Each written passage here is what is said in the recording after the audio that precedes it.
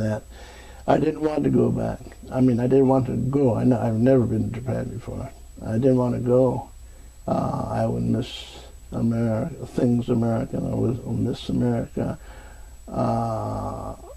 The food, the culture, everything American. Japan was a foreign country, an alien country, a defeated country. And in no way did my mother or myself, no way did we want to go.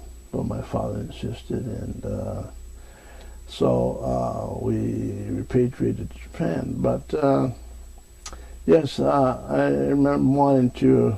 I was so happy the war was over, and I wanted to get on with life, but certainly not in foreign circumstances. Certainly in America, but that didn't turn out to be the case. In my case, I made a roundabout, trip with my sojourn in post-war Japan, and then working my way back to the United States. So that my story takes a little turn there. But to answer your question directly, I was so happy the war was over. I wanted to get on with my life, and by then I was 13 years old and looking forward to getting out of camp and on with life. It took me 13 years to, working my way back. So I essentially grew up in Japan and came back in '59 and married and finished my education and settled down, and So I mean, altogether, I was out of mainstream American society if you included the concentration camps for 17 years, and then I come back home during the '60s. What you can imagine was, the '60s being an upheaval, everything torn apart.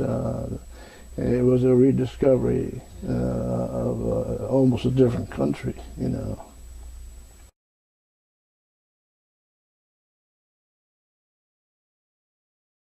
Yeah, we're still in correspondence to keep in touch with each other. There are quite a few people who did repatriate from that camp and wound up in Japan.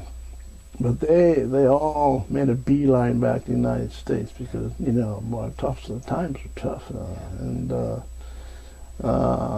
Talk about a war-devastated country. There was, hardly anything to eat, wear, hardly any place to stay, type of thing. And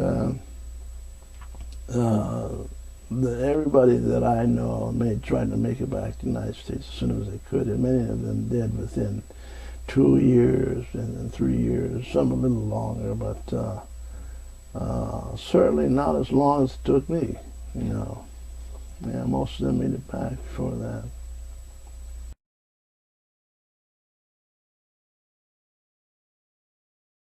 Yeah, I was definitely an outsider, a foreigner, a gaijin, and I mean there were unpleasant encounters, but mainly it was a kind of situation where you were held at arm's length, because you were born in the land of the conquerors, and what in the world are you doing in our country, a devastated country, and you were never really accepted as a Japanese. You were just plain an outsider. So that was made for all kinds of difficulties.